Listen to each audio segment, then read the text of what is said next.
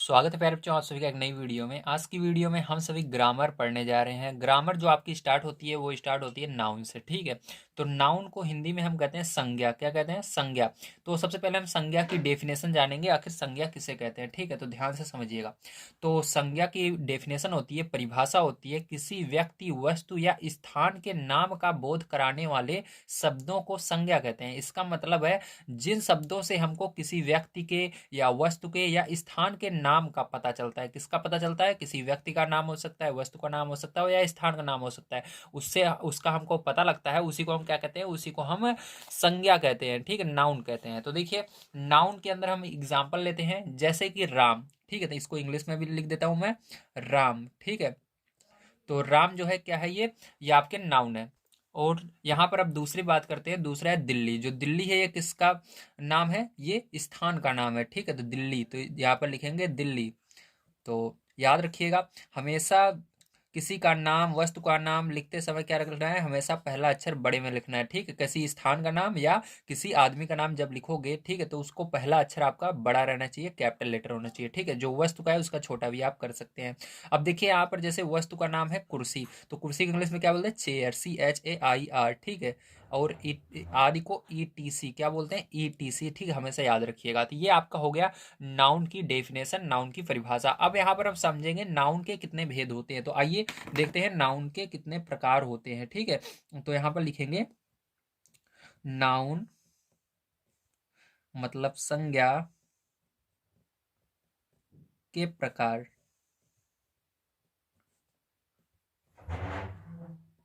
अब हम इसके समझेंगे कि आखिर संज्ञा के कितने प्रकार होते हैं।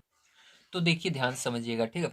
देखिए, नाउन जो होता है, जो संज्ञा होते हैं, इनके कुल 5 प्रकार होते हैं। कितने प्रकार होते हैं? 5 प्रकार होते हैं, ठीक है। इसलिए आपको लिखना है संज्ञा 5 प्रकार की होती हैं। अब पहली जो आती है इसके अंदर, वो होती है व्यक्तिवाचक संज्ञा। क्या होती है? व्यक्तिवाचक संज्ञा, जिसको इंग्लिश में हम कहते हैं प्रॉपर नाउन। क्या कहते हैं? प्रॉपर नाउन, व्यक्तिवाचक संज्ञा, प्रॉपर नाउन।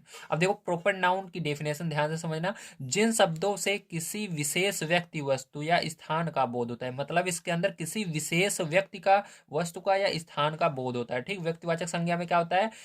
विशेष व्यक्ति, वस्तु या स्थान का बोध होता है। व्यक्ति से केवल व्यक्ति का नहीं, इसके अंदर तीनों का होगा, व्यक्ति का भी होगा, वस्तु का भी होगा और स्थान का भी बोध होगा, वो भी विशेष तरह से होगा। कैसे? अभी एग्जाम्पल की मदद से हम समझेंगे, ठीक है। बोध होता है, उसे हम व्यक्तिवाचक संज्ञा कहते हैं। अब देखो, विशेष व्यक्ति जैसे महात्मा गांधी, ठीक, ये विशेष है, इनको सब कोई जानते हैं, महात्मा गांधी को, ठीक है।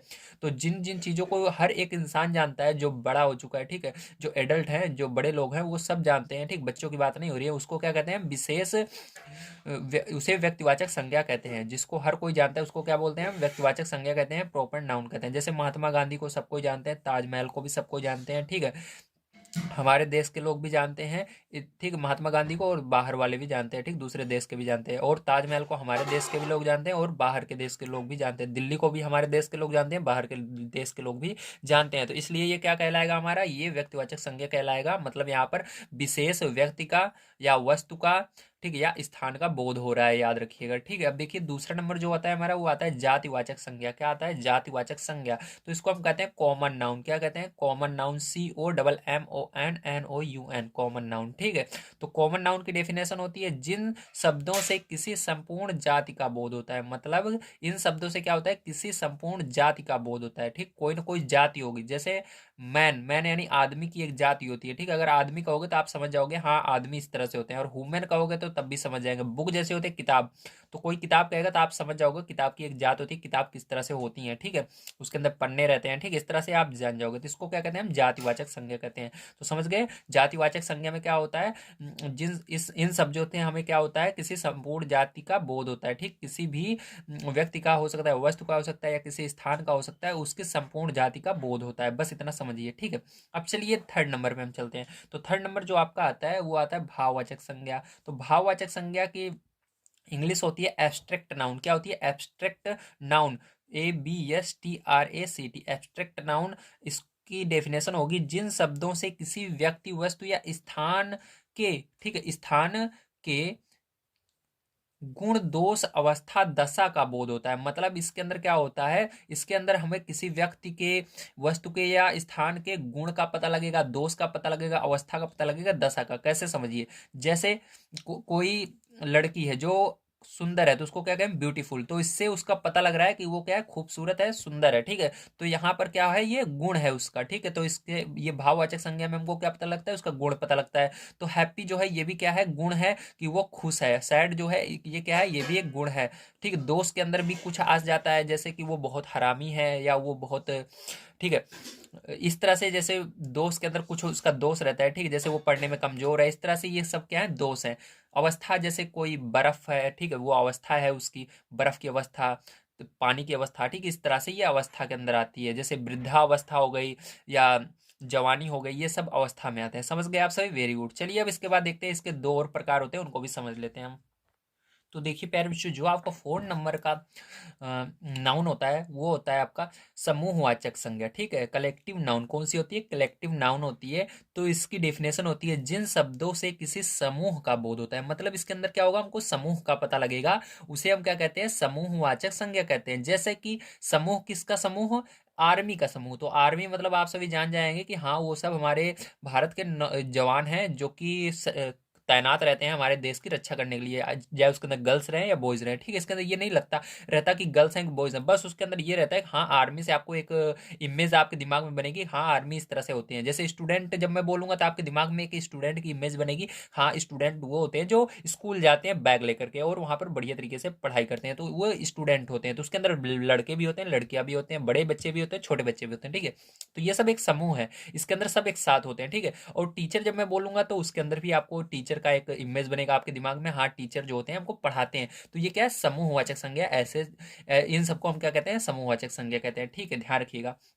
अब देखिए यहाँ पर फिफ्थ नंबर आपका होता है द्रव्यवाचक संज्ञा। द्रव्यवाचक संज्ञा को हम इंग्लिश में कहते हैं मटेरियल नाउन। क्या कहते हैं, मटेरियल नाउन। आपको जैसे इसके नाम से ही पता लग रहा है द्रव्यवाचक संज्ञा, तो इसके अंदर द्रव की बात होती है, तरल की बात होती है, ठीक है, तरल पदार्थ की बात होती है। जिन शब्दों से किसी पदार्थ, पदार्थ हो सकते हैं, धातु भी हो सकता है यहाँ पर, या द्रव्य भी हो सकता है। जैसे हम एग्जाम्पल लें तो यहाँ पर ऑयल जो है ये क्या है हमारा, ये हमारा प्यारे बच्चों द्रव्य है, ठीक है। वाटर भी क्या है, द्रव्य है। मिल्क भी द्रव्य। अब यहाँ पर पदार्थ की बात करते हैं, जैसे कि, ठीक है, मिट्टी हो गई, ठीक है। मिट्टी जो होती है वो क्या है, पदार्थ है आपका, ठीक है। और धातु की बात करें तो यहाँ पर धातु में आप जैसे लोहा हो गया, चांदी हो गया, सोना हो गया, ये सब क्या आते हैं, धातु में आते हैं। तो इस तरह से जब आपको कोई चीज मिलेगी तो वहां पर आप बता देना कि हाँ ये क्या है, द्रव्यवाचक संज्ञा है। तो चलिए यहाँ पर कुछ एग्जाम्पल लेते हैं जिसके अंदर आपको बताना पड़ेगा कि ये कौन सा नाउन है, ठीक है। इसके अंदर आपको बताना रहेगा। तो चलिए मैं उनको आपको दिखाता हूँ।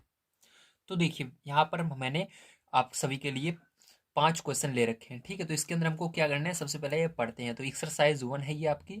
यहाँ पर नाउन्स का नाम दिए गए स्थानों पर लिखिए। मतलब यहाँ पर क्या करना है, आपको नाम लिखने हैं नाउन के, जितने भी तक हमने नाम पढ़े हैं उसके अंदर से कोई ना कोई नाउन इसके अंदर है।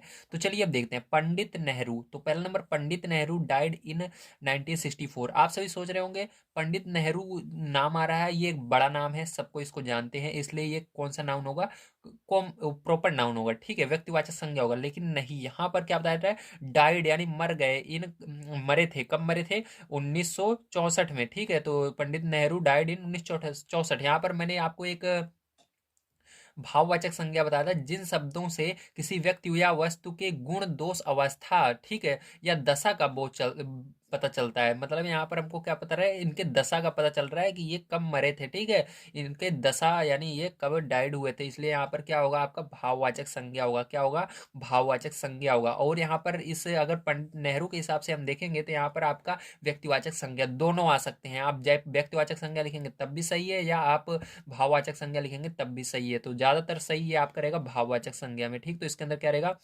भाववाचक संज्ञा, क्या रहेगा, भाववाचक संज्ञा, ठीक है। इसके अंदर रहेगा एब्स्ट्रैक्ट नाउन, इसको इंग्लिश में क्या कहते हैं, एब्स्ट्रैक्ट नाउन। तो ये आपका हुआ।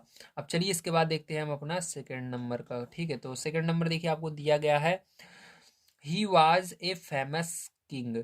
He was a famous king, वह एक प्रसिद्ध राजा है। तो प्रसिद्ध का मतलब यहाँ पर भी क्या पता लग रहा है, इसके गुण का पता लग रहा है, ठीक है। इनके गुण का पता लग रहा है कि हाँ ये फेमस है, तो इनका गुण पता लग रहा है। ये भी क्या होगा, भाववाचक संज्ञा ही होगा, ठीक है, भाववाचक संज्ञा। इसके अंदर भी रहेगा एब्स्ट्रैक्ट नाउन, एब्स्ट्रैक्ट नाउन, ठीक है। चलिए समझ गए आप सभी। अब देखिए ये वाला, गोल्ड इज येलो, तो जिसके अंदर तरल पदार्थ या धातु का पता लगता है उसे हम क्या कहते हैं, उसको हम पदार्थवाचक संज्ञा कहते हैं। यहाँ पर रहेगा पदार्थवाचक संज्ञा, ठीक है। तो ये होगा पदार्थवाचक संज्ञा, मटेरियल नाउन,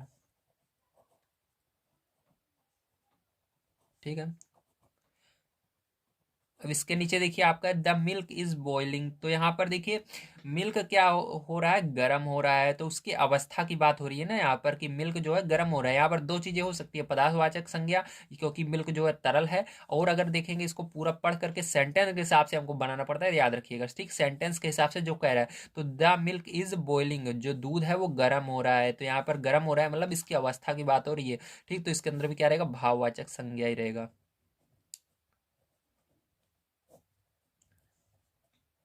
तो यहाँ पर क्या रहेगा आपका, एब्स्ट्रैक्ट नाउन।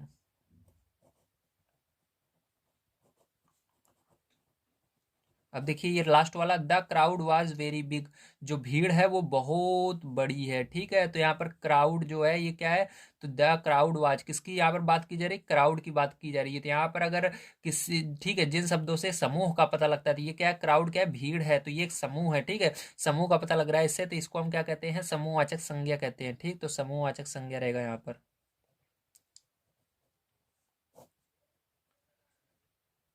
समूहवाचक संज्ञा मतलब कलेक्टिव नाउन, ठीक है, कलेक्टिव नाउन। ओके, तो यहाँ पर आप सभी को पता लगा कि किस तरह से हम सभी को इस एग्जाम में क्वेश्चन आते हैं इससे संबंधित, और किस तरह से आपको यहाँ पर लिखना पड़ता है, ठीक है, पता करके कि हाँ पर यहाँ पर कौन से संज्ञा है, ठीक है। तो उसका पहले आप पूरा भाव देखिएगा कि यहाँ पर क्या कह रहा है, उसको हिंदी में बनाइएगा, उसके अकॉर्डिंग आपको क्या करना है, वहाँ पर लिखना होगा नाउन कौन सी है यहाँ पर। तो मैंने आज की वीडियो में आप सभी को नाउन और उसके प्रकार के बारे में बता दी है। उम्मीद है आपको सारी चीज़ें समझ में आई होंगी। तो मिलते हैं अगली वीडियो में। वीडियो कैसा लगा जरूर कमेंट करके बताइएगा। अगर वीडियो अच्छा लगा तो लाइक कीजिएगा। नेक्स्ट वीडियो आपको जल्द ही प्रोवाइड किया जाएगा। मैं डेली अब कोशिश करूंगा आप सभी को यहाँ पर आपके क्लास के सॉल्यूशंस को प्रोवाइड करने की, ठीक है। यहाँ पर मैं आपको मैथ भी प्रोवाइड करता हूँ, इसलिए उसको भी प्रोवाइड करूंगा। और जो आपकी इंग्लिश है, इंग्लिश ग्रामर चल रही है, ये तो रेगुलर आएगी, ठीक है। इसके अलावा एक हमारा इंग्लिश बेसिक का एक चैनल है, आपको लिंक नीचे डिस्क्रिप्शन बॉक्स में मिल जाएगी, या आप सभी हमारे चैनल पर जाएंगे, वहाँ पर भी चैनल दिया गया है, तो उसको सब्सक्राइब कर लीजिएगा। अगर आपको थोड़ा सा भी इंग्लिश नहीं आता है, तो वहाँ पर मैं स्टार्टिंग से इंग्लिश आप सभी को सिखा रहा हूँ, आप सभी वहाँ से बहुत अच्छी तरीके से इंग्लिश सीख सकते हैं। मिलते हैं अगली वीडियो में। वीडियो कैसा लगा जरूर बताइएगा। अगर अभी तक चैनल को सब्सक्राइब नहीं किया तो सब्सक्राइब कर लीजिएगा। Thank you very much.